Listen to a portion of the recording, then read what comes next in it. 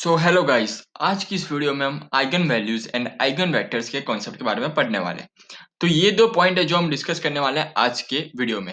पहला पॉइंट ये है कि eigen values and eigen vectors क्या होते हैं, एंड सेकंड इज हमें कोई मैट्रिक्स दिया होगा, उसकी eigen value and eigen vector मुझे फाइंड कैसे करना है।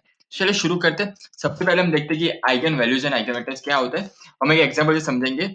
एग्जाम्पल ये है कि एक मैट्रिक्स है ए 5023, ये एक 2x2 मैट्रिक्स है। ओके, और मैंने दो वेक्टर लिए E1 और E2, जिसकी वैल्यू भी दी गई है 10 और 01। अब आपको वेक्टर और मैट्रिक्स के बीच में कंफ्यूज नहीं होना है। वेक्टर क्या है? सिंपली कोई भी कॉलम मैट्रिक्स, यानी कि ऐसा मैट्रिक्स जिसमें नंबर ऑफ कॉलम सिर्फ 1 होनी चाहिए, 1 से ज्यादा नहीं चलेगी, तो उसको हम वेक्टर बोलेंगे। इधर इस केस में E1 में नंबर ऑफ कॉलम एक ही है, यानी कि मैं इसे वेक्टर कह सकता हूँ। Same for E2। ओके, तो अब मैंने क्या किया, E1 और E2 इन दोनों वेक्टर की मैंने डायरेक्शन इधर शो की है। ओके, अब मैंने कैसे शो की है वो मैं आपको समझाता हूँ कि सपोज फॉर वेक्टर E1, ये जो 10 इसकी वैल्यू है, इसमें जो 1 है ना, वो रिप्रेजेंट करता है x की वैल्यू, एंड जो 0 है वो रिप्रेजेंट करता है y की वैल्यू। तो सिंपली मुझे ऐसा एक पॉइंट फाइंड करना है जहां x की वैल्यू 1 हो और y की वैल्यू 0 हो। तो वो पॉइंट मुझे मिला इधर। सो मैंने ये एरो से मैंने E1 की डायरेक्शन दिखा दी। अगर मुझे E2 के लिए भी डायरेक्शन दिखानी होगी तो क्या करेंगे, हम ऐसा पॉइंट फाइंड करेंगे जिसकी x की वैल्यू 0 हो और y की वैल्यू 1 हो। सो वो पॉइंट मिला मुझे इधर। तो इसी तरह मैंने E1 और E2 दोनों की मैंने डायरेक्शन शो कर दी। अब मैं क्या करूंगा, अब मैं A डॉट E1 करूंगा, ये डॉट प्रोडक्ट है। ओके, सो मैंने क्या किया, इधर matrix A and matrix E1, इन दोनों के बीच में मैंने डॉट प्रोडक्ट किया है। आप देख सकते हो इधर। आई होप आपको ये सब कॉन्सेप्ट्स पता होंगे कि कैसे डॉट प्रोडक्ट होता है वो सब। सो इन दोनों का डॉट प्रोडक्ट करने के बाद मुझे एक रिजल्टेंट वेक्टर मिला।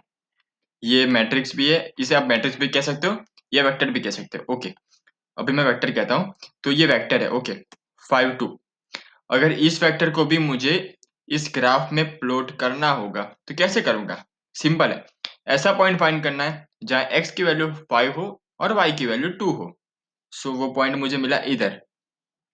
सो मैंने इधर एरो करके दिखा दिया A डॉट E1 की डायरेक्शन। ओके, अब आपको एक चीज यहाँ देखनी है कि पहले E1 जो वेक्टर था उसकी डायरेक्शन x एक्सिस पर थी। ओके, लेकिन जब मैंने उसको A से मल्टीप्लाई किया, मैट्रिक्स A के साथ मैंने उसको डॉट प्रोडक्ट किया, तो उसकी डायरेक्शन चेंज हो गई है। ओके, अगर यही सेम चीज मैं अगर E2 के लिए करूंगा तो क्या आएगा, चलो देखते हैं।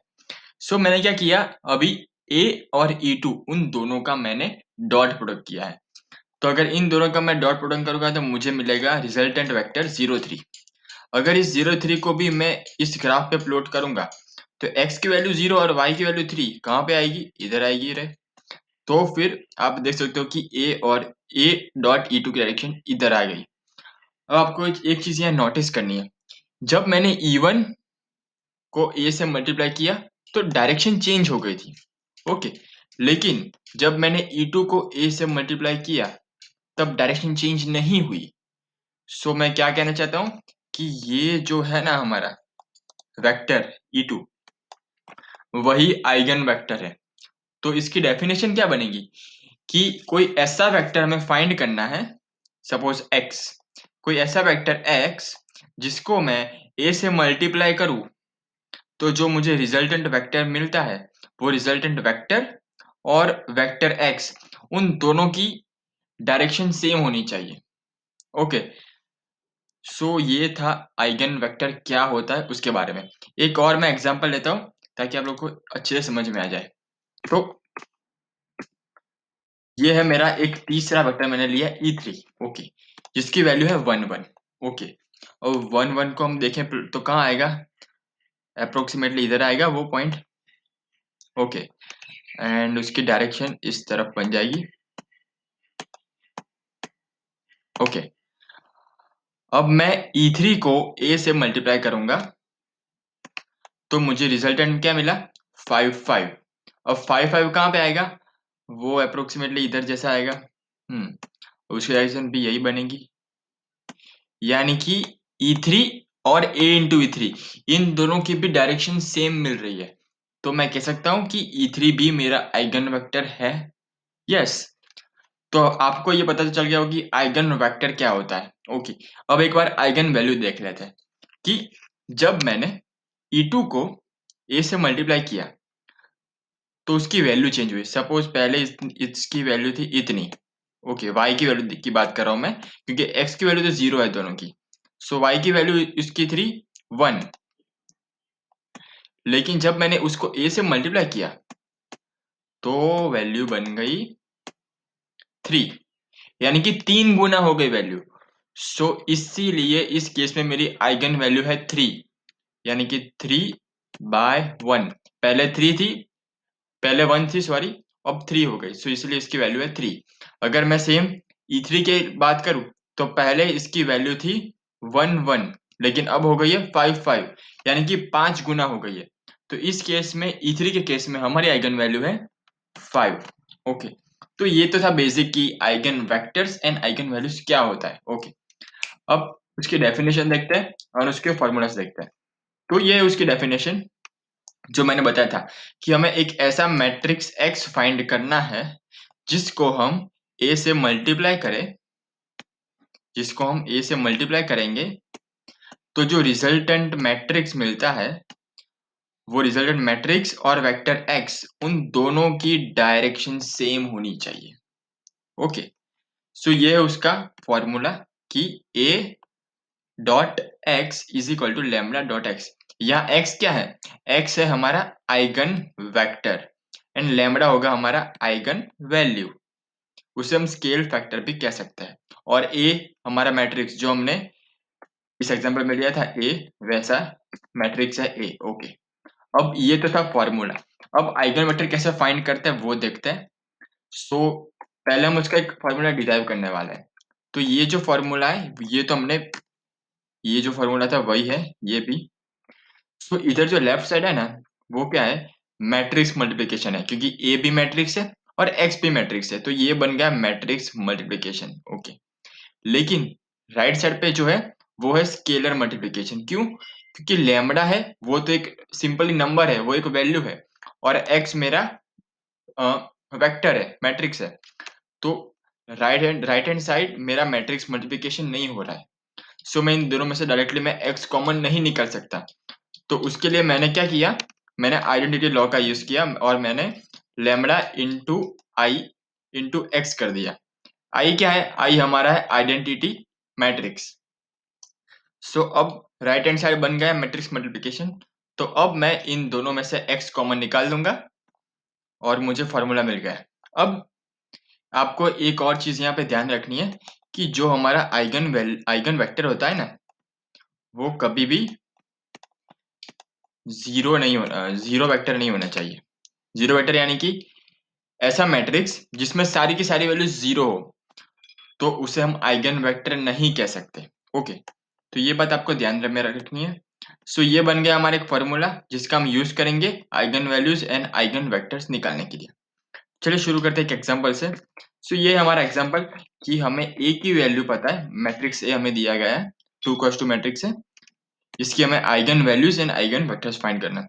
सबसे पहले हम आइगन वैल्यूज फाइंड करेंगे ये जो फॉर्मूला था उसका यूज करके। तो ये मैंने फॉर्मूला है, ये मेरा dt का मतलब है डिटर्मिनेशन, डिटर्मिनेशन कि a माइनस लेमडा आई से हमें जो मैट्रिक्स मिलता है उसका हमें डिटर्मिनेशन फाइंड करना है। ओके, सो पहले मैं क्या करूंगा, मैंने सारी वैल्यूज पुट कर दी कि a की वैल्यू मैंने इधर पुट कर दी माइनस लेमडा और आइडेंटिटी मैट्रिक्स 1001। ओके, फिर मैंने क्या किया, ये सब मैंने मैट्रिक्स का सिंप्लीफिकेशन किया है।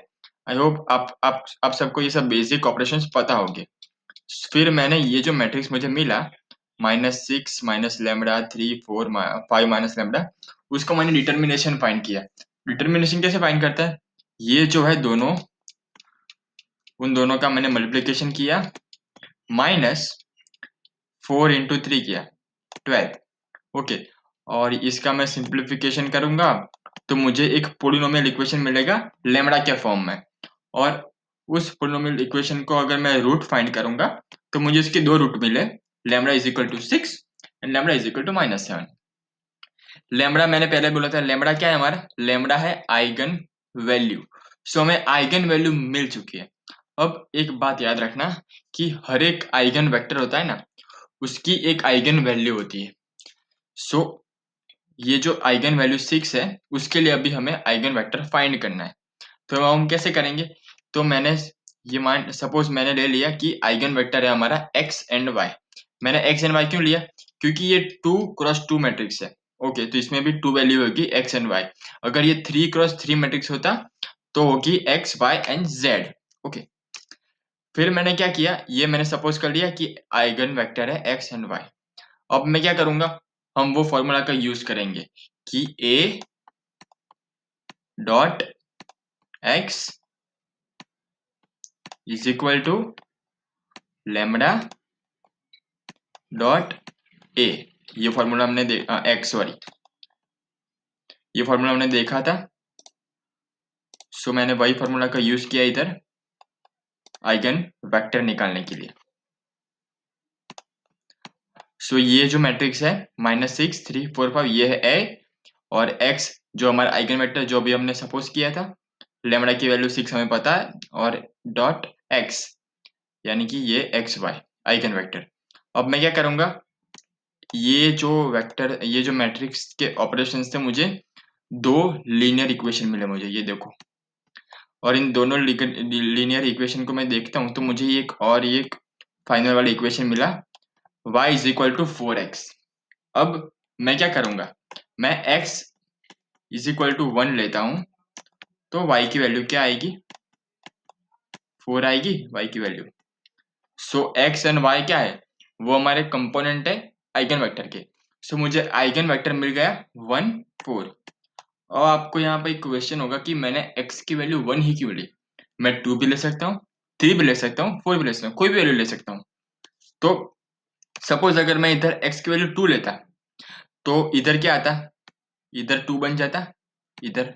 ओके, और इधर 2 बन जाता, और जो नीचे है ये जो 4 है उसकी जगह 8 आ जाता। ओके, अब 2 और 8 में से मैं 2 कॉमन निकाल दूं तो ये भी 1 4 हो जाएगा, और इधर बाहर 2 मल्टीप्लिकेशन में आ जाएगा। सेम इधर होगा, इधर भी 2 8 हो जाता और 2 कॉमन निकलता और अंदर 1 4 रहता, तो दोनों तरफ से 2 कैंसिल हो जाते। यानी कि आप कोई भी वैल्यू लोगे एंड में तो 1 4 ही मिलने वाला है। ओके, सो इसलिए मैंने 1 4 लिया था। सो इस एग्जांपल में मुझे आइगन वैल्यू 6 मुझे फाइंड मिल गई, और आइगन वेक्टर 1 4 भी मुझे मिल गया।